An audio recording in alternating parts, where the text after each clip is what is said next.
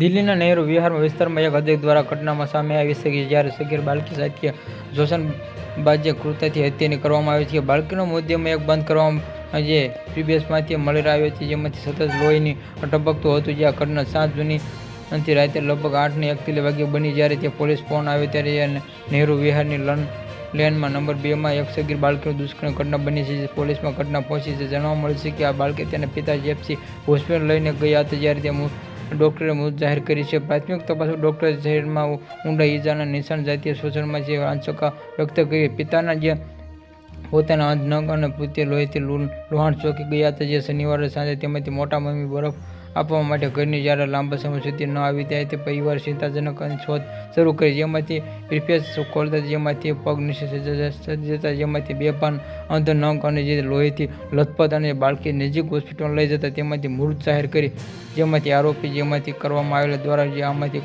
ઘટના બાદ આરોપી ફરાર છે. પોલીસમાં જે મૃતદેહમાં કસ્ટડીમાં લેવામાં પોસ્ટમોર્ટમ મોકલી જેમાંથી BNC કલમ 103 જે 66 3(2) અને જેમાંથી પોસ્કો હેઠળની જે 325 હેઠળ, જેમાંથી ગાઝિયાબાદમાં મેટર અલી ખાન દરોડા માહિતી અજબ રાક્ષસ સોની જે શોધવા માટે 6 ટીમો બનાવી છે. પોલીસ ક્રાઇમ બ્રાન્ચમાં ફોરેસ્ટમાં જે ટીમમાં જે ઘટના સ્થળ નિરીક્ષક રીતે પ્રક્રિયા શરૂ કરી છે. આરોપી દરમિયાન ધરપકડ કરવામાં જે 6 ટીમો બનાવવામાં આવી છે. જે દિલ્હી ગાઝિયાબાદમાં જે દરોડામાં પાછી આરોપી શક્ય વહેલી ધરપકડ કરવામાં આવશે, જે પ્રયાસ કરવામાં આવી રહ્યા છે.